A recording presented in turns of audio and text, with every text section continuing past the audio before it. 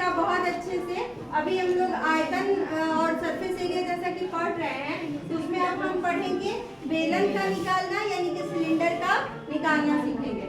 तो सिलेंडर का अगर हम ले लें वक्र पृष्ठ क्षेत्रफल या फिर इसको जिसको पार्श्व पृष्ठ क्षेत्रफल कर्व सरफेस एरिया सीएसए कहते हैं, तो वो होता है 2 पाई आर एच। और कर्व सरफेस एरिया मैं पहले ही बता चुकी हूँ आप लोगों को कि जैसे कि ये एक बॉटल है, ये एक सिलेंडर के शेप का है, तो अगर कर्व पृष्ठ क्षेत्रफल यानी कि कर्व सरफेस एरिया जो होता है वो इस पार्ट को कहते हैं। कौन से पार्ट को कहते हैं? इस वाले पार्ट को। अगर इसका टोटल पृष्ठ क्षेत्रफल हमें निकालना होगा तो ये अपर पार्ट और ये लोअर पार्ट दोनों उसमें ऐड हो जाएगा, तो वो टोटल पृष्ठ क्षेत्रफल हो जाएगा।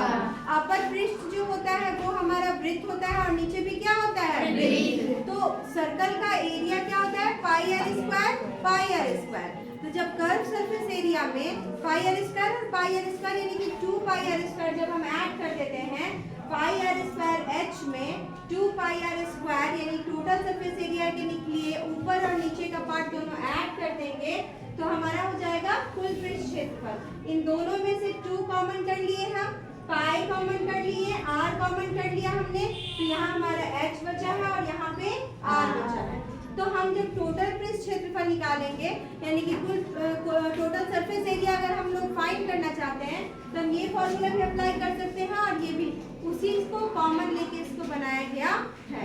अब अगर आप भूलते भी हैं तो आप ऐसे फाइंड कर लेंगे, है ना। अब आयतन क्या होता है हमारा?